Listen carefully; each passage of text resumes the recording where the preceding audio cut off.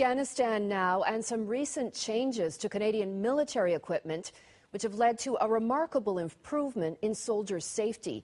In the last 6 months, only one Canadian has died on the battlefield, and a special team in Kandahar is part of the reason.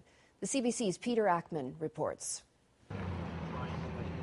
It's a long and tedious process for Major Jim Atkins and his crew when one of Canada's hundreds of military vehicles are damaged outside the wire in Afghanistan. Most of the vehicles used by coalition forces in this war weren't specifically designed for tactics used by insurgents. The IED, or improvised explosive device, often explodes beside or below the vehicle, which has forced the need for them to be redesigned. For the last decade, Major Atkins has tried to figure out what changes were needed. So we've added the exposed crew protection armor on the turret.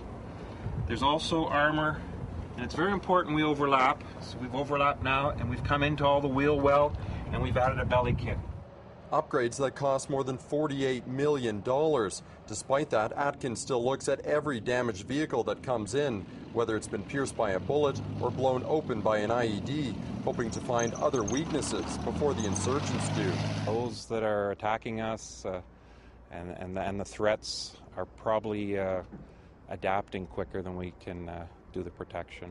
Along with the upgrades to the vehicles, the deaths and injuries to Canadian soldiers have also led to changes to their personal protective equipment, including sleeves and collars on the flak jackets. Along with analyzing the aftermath of IED attacks on soldiers and suggesting changes to current gear, Captain Jamil Adam tries to limit future casualties by briefing every Canadian soldier on how to wear it properly. Sometimes it's difficult to convince them that this is really good and protective for them, but at the end of the day, I haven't had a single person at Roll 3 complain about wearing their protective equipment when they've been injured.